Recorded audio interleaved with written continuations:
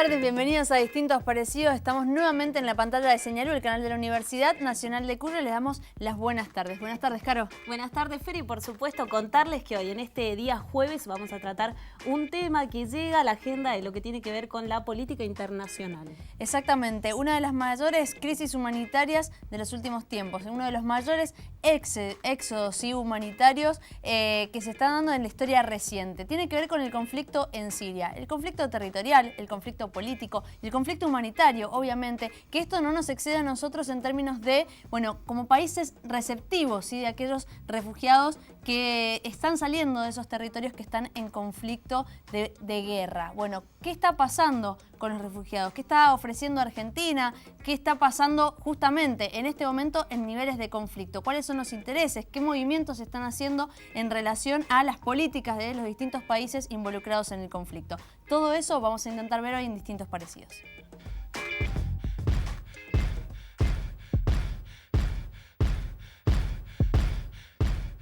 Vista la gravedad de la situación en el país árabe, hay gobiernos como el de Argentina que han ampliado un programa que otorga visas humanitarias para los sirios. Huyendo de la guerra, buscando un mejor futuro, una familia siria llegó a la provincia de Córdoba. Usted se imagina arrancado de su pueblo, ¿no? Donde vive culturalmente, donde está arraigado, y terminar viviendo en un lugar tan distinto como... Y estamos esperando a la familia Barbar, es una familia que viene de Siria. Las palabras fueron trabajo de lo que sea, pero yo me voy a un lugar donde mis hijas puedan estudiar.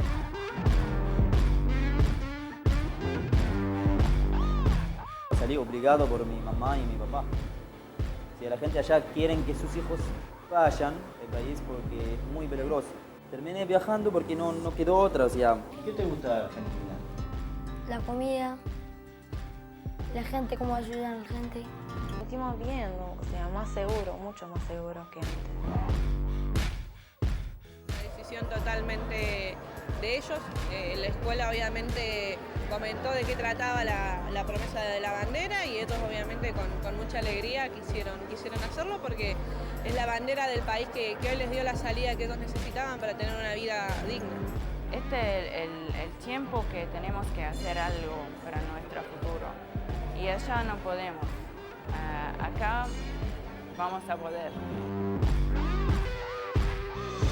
Bien, así comenzamos Distintos Parecidos. Vamos a hablar del conflicto en Siria y en función de lo que veíamos en el clip, los refugiados sirios en nuestro país y también en la provincia de Mendoza. ¿Cómo es esta recepción? ¿Sí? ¿Cuál es la adaptación que se genera? ¿Cómo se tiene que dar esta integración? ¿Cuáles son las consecuencias, ¿sí?, de un conflicto bélico como el que se está dando en Siria y un conflicto civil, ¿sí?, como el que se está dando en Siria en este momento? Vamos a hablar de esto con nuestros invitados. Está con nosotros Emanuel Montaldi. Muchísimas gracias, Emanuel.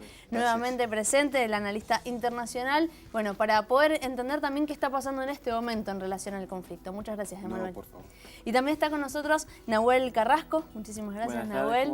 Bien, muy bien. Bueno, muchas gracias. Él es pertenece al Refugio Humanitario de Mendoza, alojado, sí, ha sido receptor de familias sirias. Exacto, llamantes. Se les dice. Llamantes se les dice. Llamante, exactamente. A las personas que... Un llamante. Muchísimas gracias, Nahuel, por estar Gracias presente.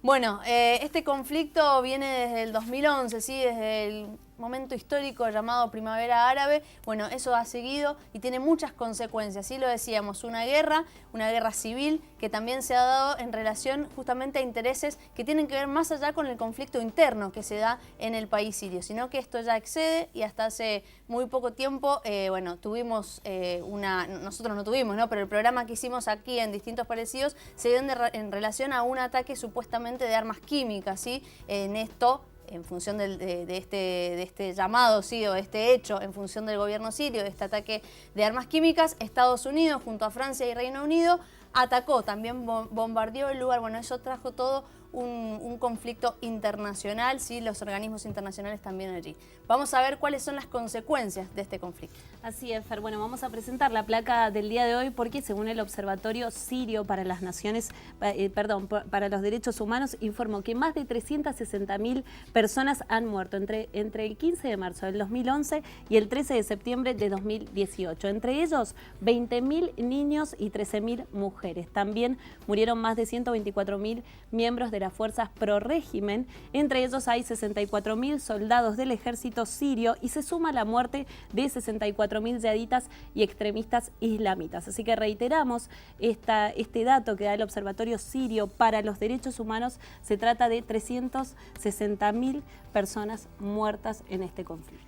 Bien, Emanuel, preguntarte cuáles son las últimas noticias en relación a este conflicto. ¿Cómo lo podríamos describir en este momento? Bueno, en este momento estamos asistiendo a una fase de finalización del conflicto desde el punto de vista tal vez militar.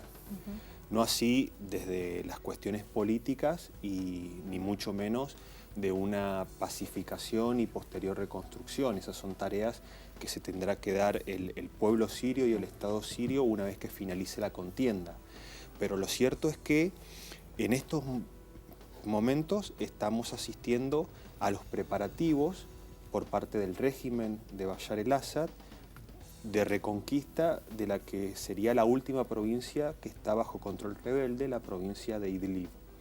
En estas últimas semanas, la información que nos llega de Siria es que las fuerzas del régimen se han ido trasladando de manera progresiva, han ido cercando la ciudad, han iniciado una serie de bombardeos sobre distintas posiciones donde supuestamente están ubicadas las fuerzas rebeldes, y todo parece indicar que esos bombardeos irían acompañados de un asalto final para reconquistar básicamente los cascos urbanos, los centros urbanos, que es donde la lucha se hace mucho más sangrienta y mucho más difícil de llevar, porque son muchas veces combates calle por calle, casa por casa, y hay que ir ganando metro por metro hasta finalmente obtener el control de la zona en la cual se está combatiendo. Este es más o menos el panorama, es decir, que finalmente, luego de 7 años de una cruenta guerra civil, como se acaba de exponer aquí, el régimen de Bashar el-Assad ha logrado sobrevivir. Y se pueden explicar muchas razones por las cuales logró sobrevivir el régimen de Bashar el-Assad. Pero aquellas fuerzas internas de Siria y aquellos actores internacionales, tanto a nivel global como a nivel regional, que aspiraban a derrocar al régimen de Bashar el-Assad, han fracasado rotundamente. A un costo altísimo, 350.000 muertos, pero finalmente el régimen se ha logrado sostener. Se ha logrado sostener aún con los movimientos, ¿no?, que se está haciendo tanto desde Donald Trump, por ejemplo, digo que eso también generó un recrudecimiento dentro del conflicto internacional en general, ¿o no? Sí, por supuesto. Es decir, una de las razones, esta es una opinión muy personal, un punto de vista muy subjetivo, una de las razones por las cuales ha sido muy difícil llegar a un punto final, a un punto de equilibrio en el conflicto sirio, es por la brutal y flagrante intervención extranjera que se produjo durante el propio conflicto. Nosotros podemos enumerar más de 5 países, tanto regionales como potencias globales, que han intervenido en Siria. Y han intervenido en Siria porque Siria se convirtió en una zona de disputa, donde buscaban dirimirse cuestiones de carácter regional y de carácter global que nada tenían que ver con la agenda específica, particular del pueblo sirio. Bien. Nahuel, preguntarte a vos, que has tenido contacto con gente que lo ha sufrido de manera directa, ¿no? ¿Qué dirías en relación al conflicto sirio? ¿Qué se transmite? Y con lo que yo me he topado por ahí, la gente viene con un estado de nervios, vienen muy alterados, como nosotros, por ejemplo, recibimos a la familia que refugiamos, muy alto, digamos. Casualmente ellos llegaron a nuestra casa, a nuestras vidas, digamos, los pudimos traer en Navidad del 2016. Y Navidad fue todo un tema. Ellos de repente empezaron a escuchar fuegos artificiales, bombas, y en un momento empezaron a ponerse nerviosos, tuvimos que explicarles que se tiraban fuegos artificiales, digamos. Claro. Les cuento para que ustedes sepan en qué estado ellos llegaron. Inclusive al otro día nomás nos metimos a la pileta y estábamos, bueno, bañándonos, nosotros siempre entablando relación, y pasó un avión cercano, porque vivimos no tan lejos del aeropuerto, y ellos salieron de la pileta, se fueron, medio como a esconderse así, porque... Claro. Y nosotros, no, paren, y ellos nos explicaban en su idioma, no, avión, misil, Claro. vienen muy alterados desde el conflicto de allá. Nahuel, desde el 2016 participás en ¿es una organización, este refugio humanitario? Refugio humanitario se creó en realidad en 2017.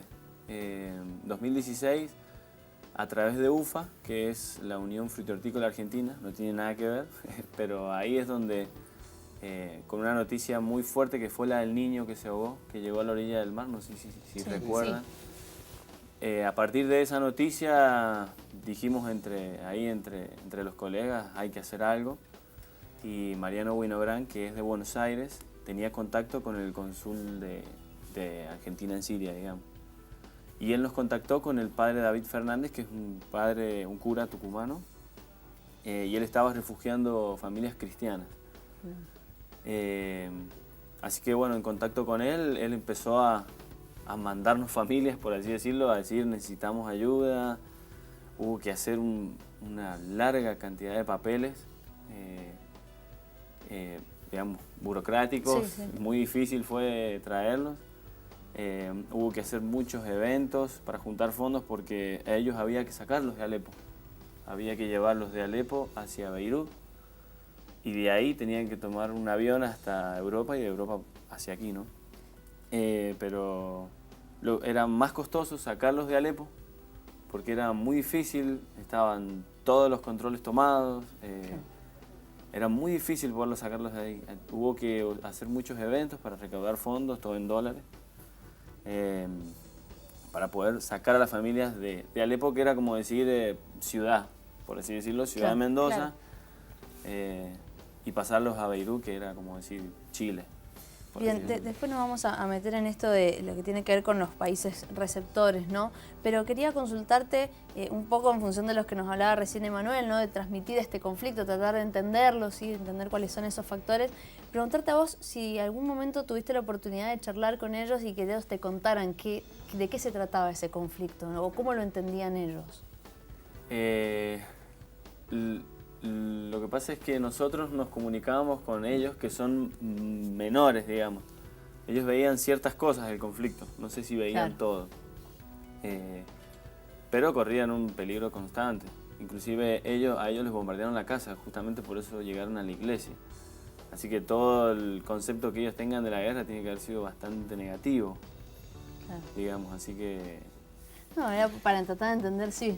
Porque él mencionaba que la primera familia la recibieron en Navidad del 2016 y justamente mencionaba Alepo. Esa fecha es clave cuando se cuente la historia de la guerra civil siria. Diciembre del año 2016 es un mes clave, porque en ese momento se produjo la reconquista de Alepo por parte de las fuerzas del régimen de Bashar el-Assad, en unión con Rusia, que proveyó, digamos, el apoyo aéreo, y junto con milicias también provistas por la República Islámica de Irán. Fue un combate que duró mucho más de un mes, que fue sangriento, muy sangriento, y cuando el régimen sirio logra reconquistar Alepo, ahí se produce un punto de quiebre, porque Alepo es, desde el punto de vista económico, más importante tal vez que Damasco. Damasco es la capital política de Siria, pero la capital económica, la ciudad más poblada, hasta antes de la guerra, era la ciudad de Alepo. Y Alepo, durante gran parte del conflicto, cayó en poder de los rebeldes, y el régimen, a partir del momento que retoma el control en diciembre del 2016, ahí se produce un salto cualitativo en el escenario bélico, y ya a partir de ese momento es posible avisorar un triunfo por parte de Bashar el-Assad, puesto que las 4 o 5 principales ciudades de Siria ya habían quedado bajo control de las fuerzas del Estado sirio. Es un acontecimiento muy importante la reconquista de Alepo por parte del régimen y que justamente tuvo lugar, como decía él, en diciembre del año 2016. ¿Y qué consecuencias directas tuvo, ¿no? Podemos ver esto de ese éxodo también se recrudece quizás en ese momento. Las consecuencias políticas, esto que te decía, claro, dio un salto cualitativo en el conflicto. Ya a partir de ese momento era prácticamente imposible pensar en una caída del régimen. Asegurar el control de las ciudades y continuar con una suerte, si se quiere, de barrido, si cabe el término, de las distintas zonas, tanto rurales como urbanas, bajo control de las fuerzas rebeldes, para poder justamente ejercer un control efectivo sobre el territorio, que no deja de ser, en última instancia, una potestad de cualquier Estado. O sea, el Estado tiene que tener potestad, control sobre su territorio. Sí, y lo mencionás y lo decís, es un control efectivo, es un control total, y la verdad, como decís, está como en una etapa de finalización. Pero ¿en qué condiciones queda Siria luego de este control total? Bueno, Siria queda devastada, absolutamente destruida, no solamente desde el punto de vista humano, con la pérdida de 350.000 personas, la pérdida de la vida de 350.000 personas, sino también desde el punto de vista material. Se calcula que para reconstruir la infraestructura básica de Siria se van a necesitar cerca de 200.000 millones de dólares. Pero hay una herida mucho más profunda que consiste en ¿qué convivencia va a ser posible en Siria entre las distintas comunidades que conforman el pueblo sirio luego de 7 años en los cuales hemos asistido a unos niveles de violencia y de crueldad pocas veces visto en la historia reciente? ¿El control total va a permitir que no vuelvan a ingresar grupos rebeldes? ¿Cómo es esa? Y eso es clave, el control de los corredores fronterizos para evitar que mercenarios ingresen a Siria, amparados, apoyados por distintos países de la región para nuevamente atizar el conflicto, es clave. Pero no solamente ahí se requiere de cierta capacidad por parte del Estado sirio, sino también de un compromiso serio por parte de aquellos países que se han visto involucrados en el conflicto, de que no van a seguir fogoneándolo. Claro, permitirlo. Bueno, nos vamos a ir a un corte. Estamos hablando de una de las mayores crisis humanitarias de la historia de la humanidad, uno de los mayores éxodos de refugiados de la historia reciente. Vamos a hablar justamente de ayuda humanitaria, vamos a hablar de los países que están recibiendo a refugiados sirios y cómo se está respondiendo a esta situación. Nos vamos a un corte y enseguida continuamos con más distintos parecidos.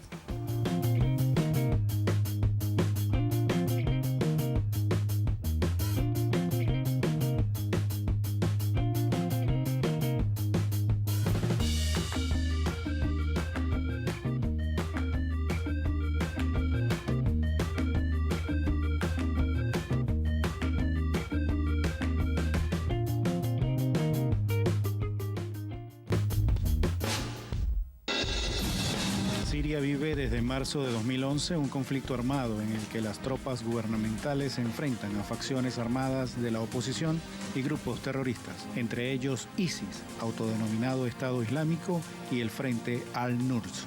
Assad tiene una estrategia que es asedio, bombardeo y hambre. El Estado Islámico, así se lo llama hoy en día, controla una parte de Siria y una parte de Irak.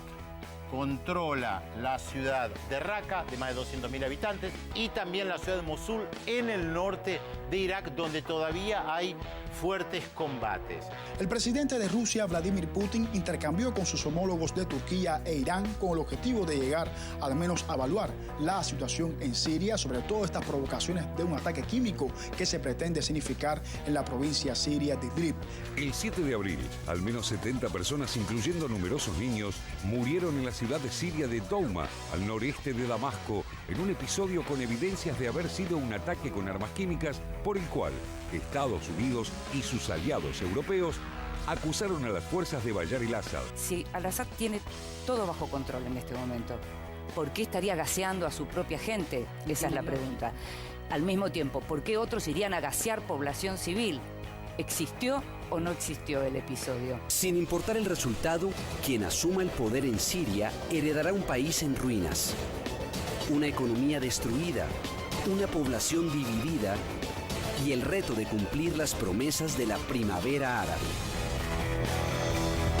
Seguimos en distintos parecidos, entendiendo, tratando de rever qué pasa con este conflicto en Siria, el conflicto armado en la República Árabe de Siria. Hablábamos de la ayuda humanitaria. ¿Cuánta ayuda humanitaria se está dando allí en ese territorio? Si llega, si no llega, cómo se está respondiendo de los organismos internacionales. Y por supuesto también analizar la disputa entre potencias, ¿sí? Como Estados Unidos y sus aliados europeos y Rusia también, ¿no? Cómo todo se desprende más allá del conflicto específicamente interno, como lo explicábamos también recién. Nos vamos a seguir hablando entonces del conflicto en Siria. Así es, bueno, vamos a sumar una placa más a este programa que está relacionado con el Premio Nobel de la Paz, porque están impulsando la candidatura de un médico argentino, un cirujano que atiende en Israel a víctimas de guerra para recibir este premio. Se trata de Alejandro Roizentul, que hace 30 años emigró a Israel. Actualmente trabaja en el hospital israelita SIP, ubicado cerca de la frontera con Siria. Es cirujano maxilofacial y durante los últimos 5 años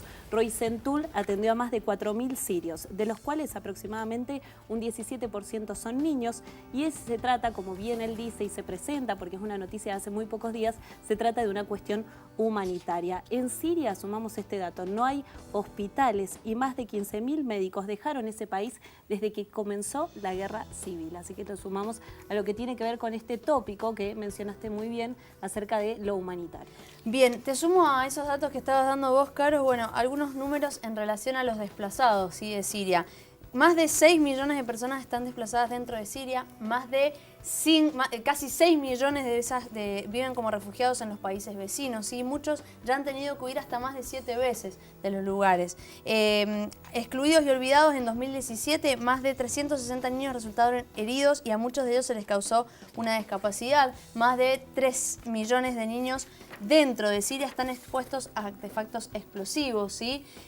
Otro punto importante es el agua, ¿sí? El agua como arma de guerra, ¿sí? Las infraestructuras para el suministro de agua son una de las primeras en ser atacadas, ¿sí? E inutilizadas. Es otro método de guerra. Otra cosa, ¿no? La salud, en relación a lo que estabas diciendo vos. Solo la mitad de los hospitales siguen operativos. La cobertura de inmunización se ha reducido a la mitad, un 90% antes de la guerra a un 70% ahora, lo que pone en riesgo la salud de millones de niños. Y por supuesto, otro punto que podemos ver más adelante tiene que ver con la educación interrumpida, ¿sí? De unos casi 3 millones de niños que no pueden ir a la escuela en Siria y en los países vecinos también. 1 de cada 3 centros educativos está destruido, dañado o se utiliza en este momento como refugio. Algunos datos también para ir entendiendo las consecuencias humanitarias, ¿sí? Que tiene este conflicto. Y en función de eso, bueno, el punto fundamental que tiene que ver con la ayuda humanitaria. ¿Hay ayuda humanitaria? ¿Se ingresa la ayuda humanitaria o no? Sí, a ver, toda la ayuda humanitaria es canalizada a través de los organismos de Naciones Unidas, que efectivamente prestan auxilio, ayuda principalmente a aquellos ciudadanos sirios que están huyendo despavoridos del conflicto. Pero el drama justamente humanitario, la magnitud de la tragedia es tal que no se da abasto, es imposible atender a tantas necesidades. Gran parte de los refugiados sirios que han sido expulsados del país, porque hay mucho desplazamiento interno a medida que se van desarrollando los combates, están actualmente afincados en condiciones paupérrimas en el Líbano, en Jordania y en Turquía. Y hay un elemento muy paradójico, muy contradictorio, que hay que tener en cuenta. Los países más ricos de la región, del Medio Oriente, que son muchos de ellos responsables de la tragedia que está viviendo Siria, han aceptado una ínfima cantidad de refugiados. Nos estamos refiriendo a las monarquías multimillonarias del Golfo Pérsico, Arabia Saudita, Qatar, los Emiratos Árabes Unidos.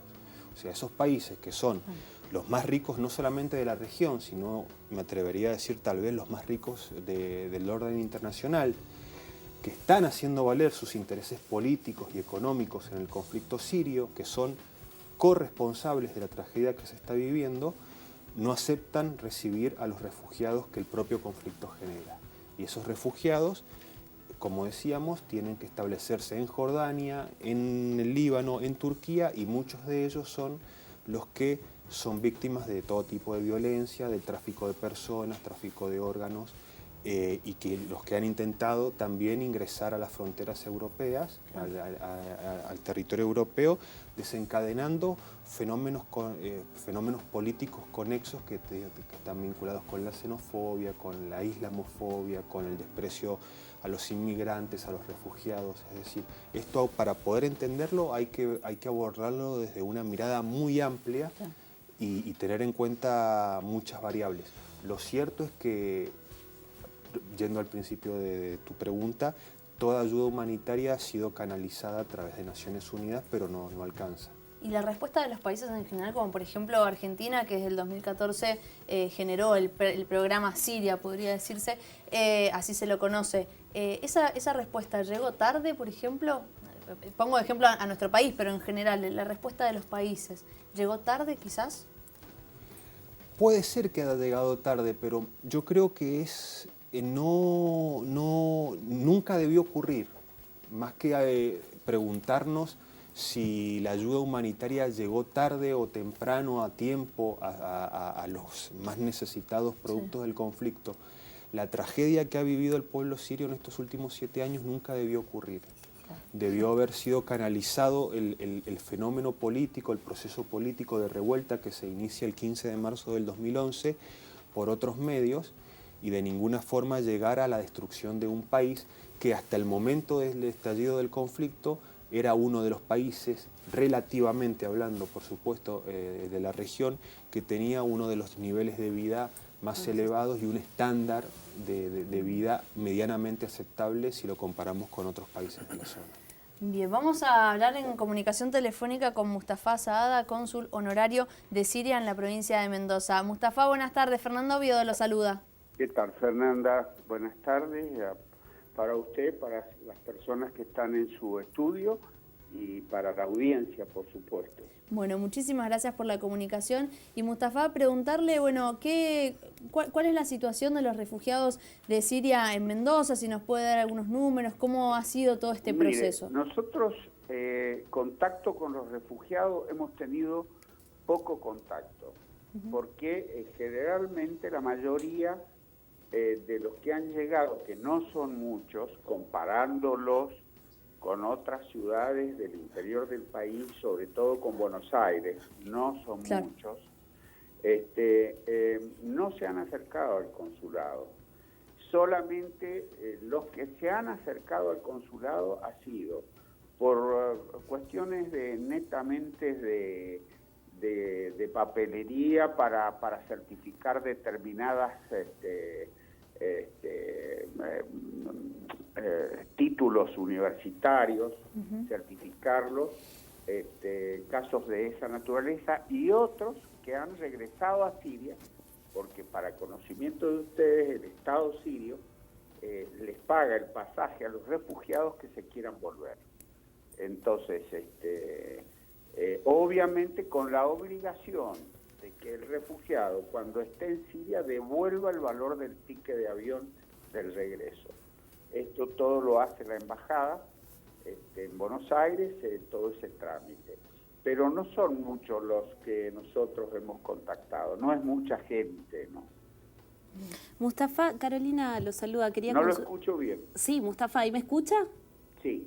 Quería consultarle acerca, bueno, como cónsul honorario de Siria, cuáles son los temas actualmente que están abordando en la provincia sobre este tema y sobre todos los conflictos que hay en ese lugar.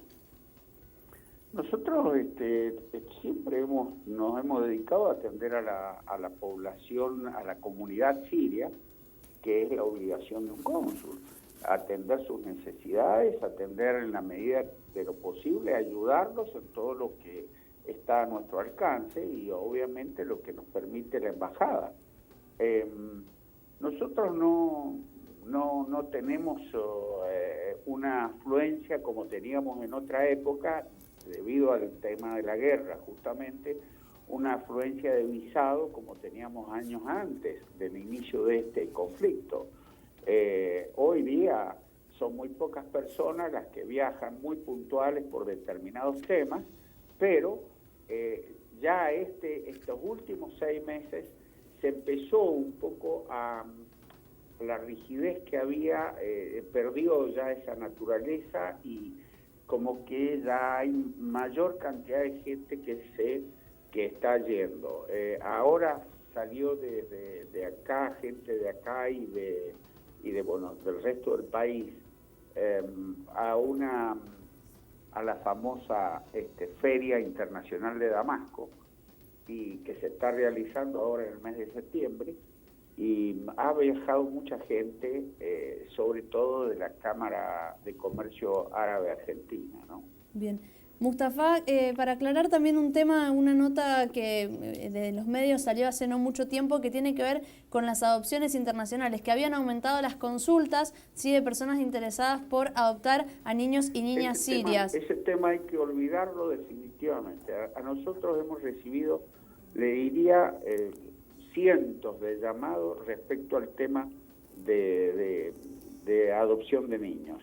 Siria no lo va a permitir ni lo permite que salgan niños del territorio. Los está reubicando en distintas instituciones como escuelas, como patronatos, etcétera, etcétera, pero los está ubicando. Siria no permite que salgan sus niños. Bien. Mustafa, ese es un tema absolutamente definido, no lo está permitiendo, no lo permitió nunca desde el inicio del conflicto. Bien. Mustafa, quería consultarle acerca de cuál es el estado de la situación de los refugiados sirios en la provincia, si tiene un relevamiento. No, ninguno, le expliqué de que la gente no se acerca al consulado. Los que se acercan al consulado son personas que reciben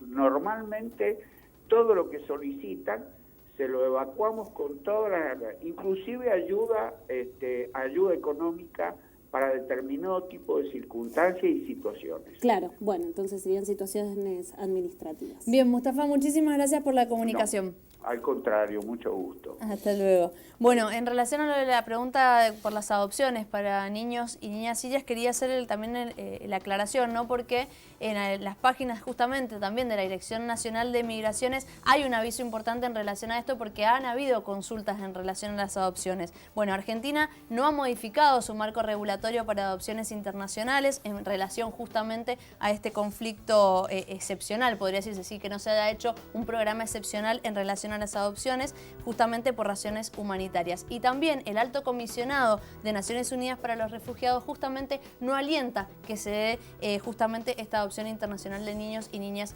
refugiados. Así que bueno, también la aclaración por parte del Consulado Siria aquí en la provincia de Mendoza. Continuemos. Sí, continuamos y de alguna forma replicamos esta pregunta que le hicimos recién al cónsul Nahuel para que nos cuentes vos acerca de las familias que se están alojando en Mendoza, en la provincia. Sí, en Mendoza en este momento hay 7 familias y 2 personas individuales. Hay familias en Maipú, en Luján, en el centro, en San Rafael, en General Alvear, en Malargüe. Lamentablemente se han vuelto 2 familias del centro por este choque tan grande cultural y de idioma, que es una barrera muy, muy grande para ellos, porque el castellano es un idioma complejo, y sobre todo culturalmente también. Hay un choque muy, muy grande, y a nivel económico también, que justo lo hablábamos con Emma recién. A nivel económico, ellos allá tenían como una mejor estabilidad fuera de la guerra. Aquí las cosas cuestan más conseguirlas. Ellos no vienen tan preparados para un choque tan grande. Así que por eso es que por ahí retornan las familias, sumado a que la situación en Alepo ha mejorado un poco. Hay ayuda de las Naciones Unidas, de todos lados, que incita a que ellos se vuelvan porque hay veces que no logran adaptarse. ¿La intención es que el refugiado, una vez que pueda volver a su ciudad, se reincorpore? ¿O cuál es lo que sucede con las familias de la provincia? La intención, en nuestro caso, en el caso personal, fue que justamente él marcó algo muy importante, que en diciembre de 2016 algo que pasaba, que estaba pasando muy latente, era que el ejército se quería llevar a los chicos, digamos. Una de las cosas por la que nosotros tuvimos que hacer las cosas muy rápido fue porque el ejército estaba buscando a los chicos, a estos 3 chicos que nosotros trajimos, porque si el ejército se los lleva es muy difícil que ellos puedan retornar, digamos. Es muy duro ir al ejército en una situación como la que había en ese momento o como la que hay ahora. Por eso por ahí tuvimos que reaccionar de esa manera, rápido. Así que bueno. Bien, después vamos a ver también, bueno, cómo fue esto de la llegada de estos refugiados, ¿sí? En relación también, bueno, contamos que el programa Siria, ¿sí? Que Argentina después, Mauricio Macri, ¿sí? En el 2016 lo ratifica a través de un decreto y se pone la meta de recibir a 3.000 refugiados. Bueno, ese programa empezó en el 2014, pero hay que ver también cómo era antes, si ya habían organizaciones que estaban viendo cómo traer, ¿sí? A refugiados sirios a la provincia de Mendoza, por supuesto también al país. Pero lo que vamos a ver también en el próximo bloque tiene que ver justamente con esta integración, ¿sí? Cómo se responde, ¿sí? A la integración, a la adaptación de los refugiados sirios en nuestro país. Justamente Nahuel lo decía, ¿sí? El choque cultural es muy fuerte. ¿Y cómo se le responde también desde el punto de la educación y desde lo laboral? Nos vamos a un corte y enseguida continuamos con más distintos parecidos.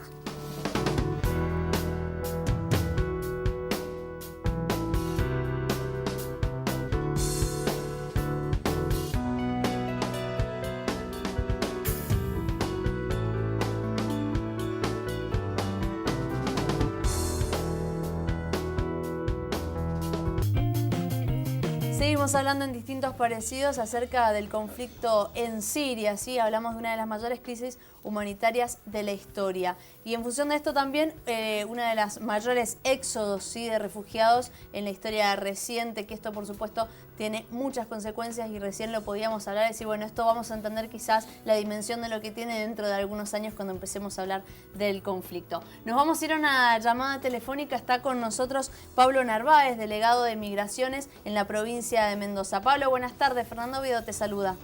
Buenas tardes, Fernanda, y a todos en el piso. Bien, bueno, muchísimas gracias por la comunicación y preguntarte, bueno, acerca de justamente de la situación de los refugiados, si hay algunas consultas, cómo se está moviendo en este momento allí en Migraciones. Bueno, déjame que te comente un poco. En la delegación de Mendoza existe una mesa de trabajo, que es la mesa del programa Siria. Sí. Nos abocamos específicamente a este conflicto armado. Está coordinada esta mesa a nivel provincial por quien te habla y por Eve Gazola, que es mi segunda firma. Tenemos la participación de Cascos Blancos, personas del Ministerio de Trabajo, del Ministerio de Salud, del Ministerio de Educación, por un equipo itinerante del Ministerio de Desarrollo Social de la Nación. Bueno, y lo que buscamos es justamente esto, es la integración de quienes solicitan un visado humanitario de Siria debido al conflicto bélico que allí se desarrolla. Bien. Pablo, ¿con cuántas solicitudes tienen actualmente? Mira, desde el 2012 a la actualidad ha habido alrededor de 500 visados humanitarios en toda la Argentina. Actualmente en Mendoza tenemos alrededor de 22 personas que todavía están en el programa Siria. Te comento por qué te digo que todavía están. Algunos hemos tenido la experiencia de que han decidido retornar a su país de origen, otros se han insertado muy bien en la provincia de Mendoza, pero el programa los acompaña durante el primer año de residencia en el país. ¿Se conocen las causas por las cuales deciden regresar? Mira, son muchas veces causas externas al programa, que tienen que ver por ahí con altas expectativas que traen quienes participan, digamos, de ese visado humanitario. Pero la barrera más importante que hemos notado nosotros es el tema del idioma, el tema cultural.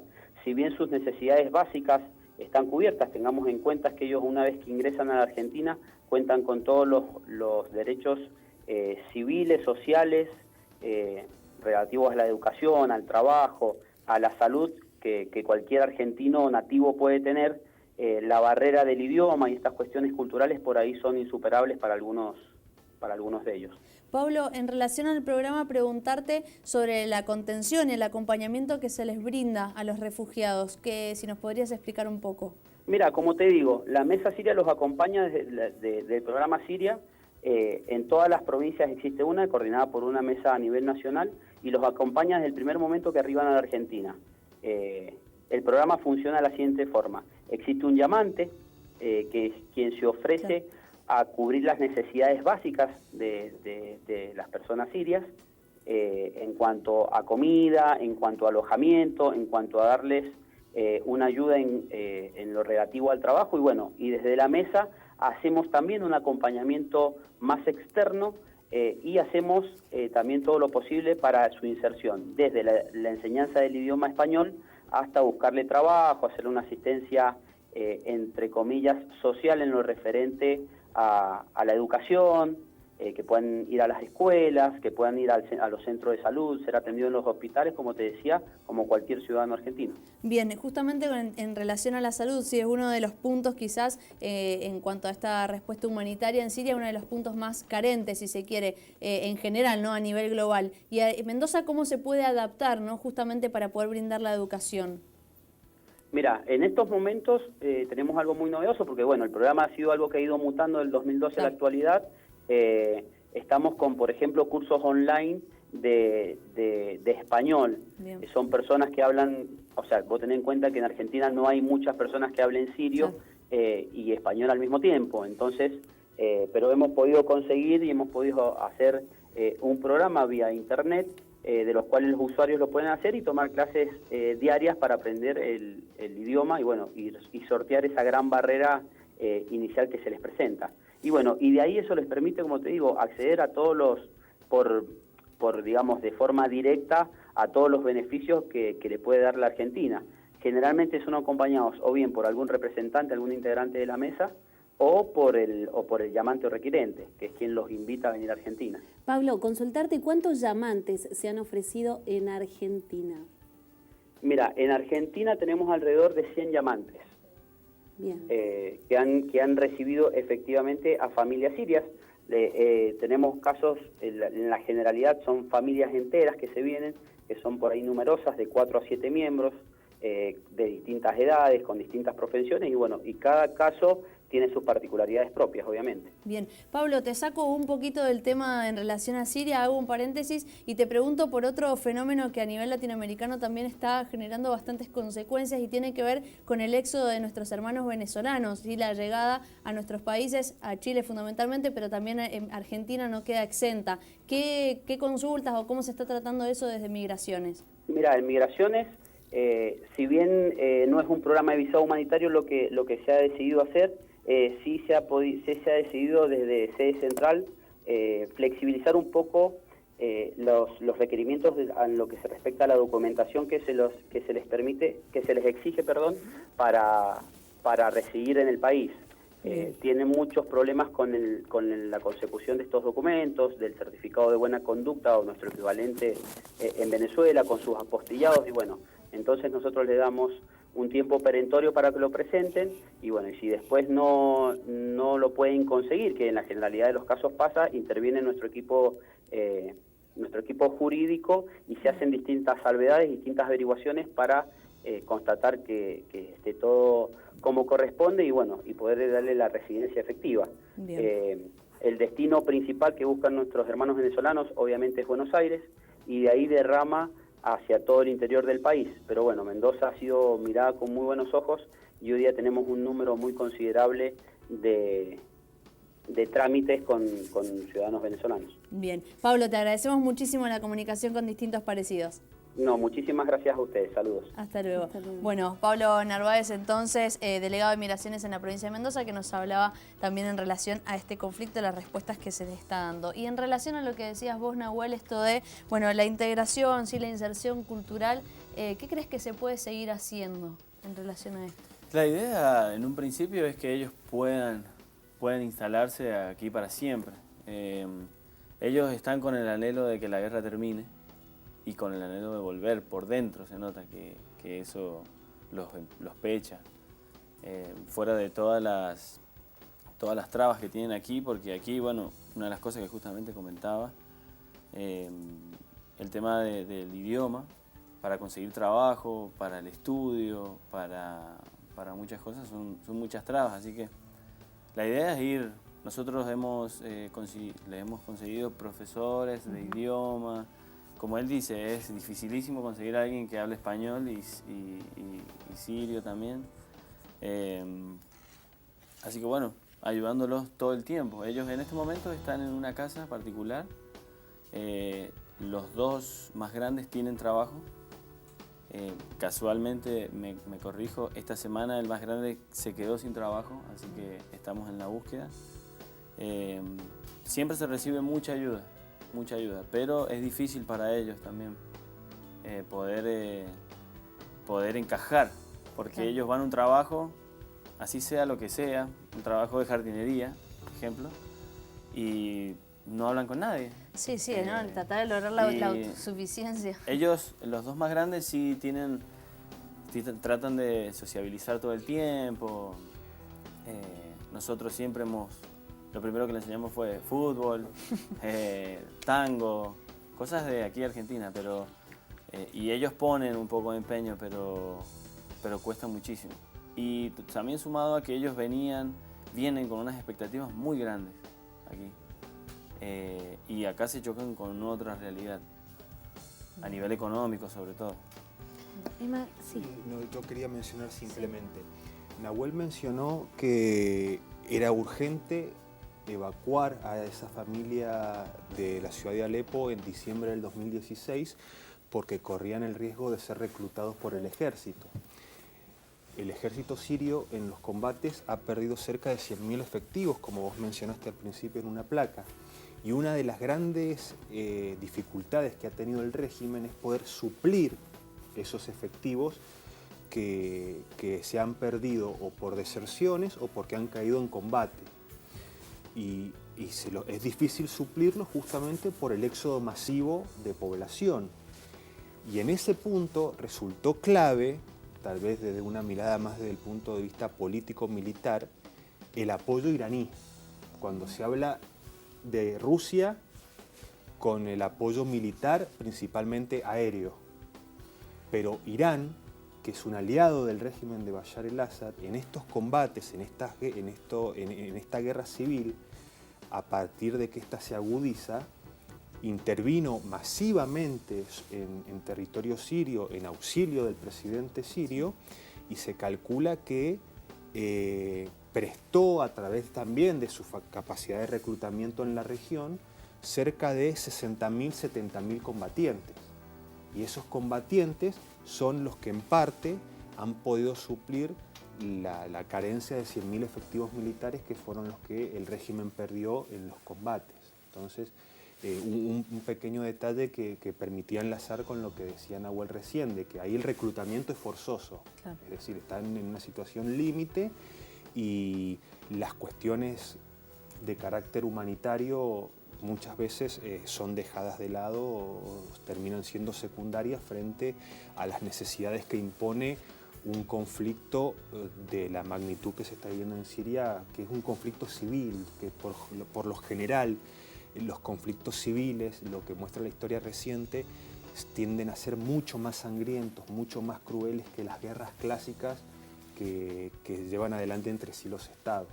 Claro, pero también estamos viendo, vos decías recién el tema de, bueno, está en una etapa quizás final, ¿no? El conflicto, pero hoy en los diarios, si uno ve, una de las noticias tiene que ver justamente con un movimiento del ejército de Estados Unidos, ¿sí? El ejército naval, podría decirse. Sí, efectivamente. ¿Sí, no? Sí. Y bueno, y a partir de ahí Rusia también contestando, bueno, ¿cuánto de real hay en eso de que es final, ¿no? Que se está hablando de un proceso final, sí, también desde otros aspectos también se están moviendo, ¿no? Es que justamente hay tantos intereses en juego que deberíamos estar muy atentos a aquellos actores que pretenden prolongar el conflicto. Estamos, como decíamos al principio del programa... ¿Cuáles son esos actores que pretenden prolongarlo? Yo no quiero ser reiterativo, pero... Una vez que ha sido derrotado el Estado Islámico, que ha sido prácticamente derrotado el Frente al-Nusra, que es la filial de Al-Qaeda en Siria, y donde todo parece indicar que ya el conflicto finaliza, lo que podría generar una agudización del conflicto sería un ataque químico. Bueno, sería una irresponsabilidad absoluta por parte del régimen de Bashar el-Assad, cuando está a punto de ganar el conflicto, hacer uso de este armamento. Pero hay muchos servicios de inteligencia de la región que también están en condiciones de llevar adelante un ataque químico, lo cual a su vez habilitaría una intervención de los Estados Unidos y nuevamente recrudecería el conflicto. Entonces hay que estar muy atento a lo que puede ocurrir de acá a los próximos días, a las próximas semanas. Bien, para cerrar, Nahuel, preguntarte a vos, que has estado quizás más cercano a estas personas que han llegado, ¿no? Con tantas consecuencias en relación a la guerra, ¿qué le dirías a la población de Mendoza en relación justamente a las personas sirias en términos de ayuda o cualquier mensaje que quieras dar?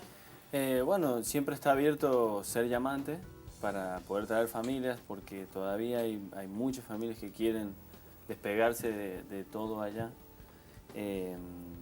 Y bueno, que la verdad aquí fuera de, yo siempre pienso, ¿no? Fuera de todos los difíciles momentos que pasamos en el país, no vivimos ni parecido a lo que se vive allá. La verdad que es un conflicto muy grande allá. Ellos cuando llegaron, te cuento, nos mostraban fotos de su casa, mostraban fotos de su ciudad y es literalmente como en las películas. Igual. Una soledad total, las paredes agujereadas, casas derrumbadas, las calles llenas de basura, algo que yo por ahí no tomaba en cuenta. Dejan de funcionar todos los servicios, todo se llena de basura, una desolación impresionante.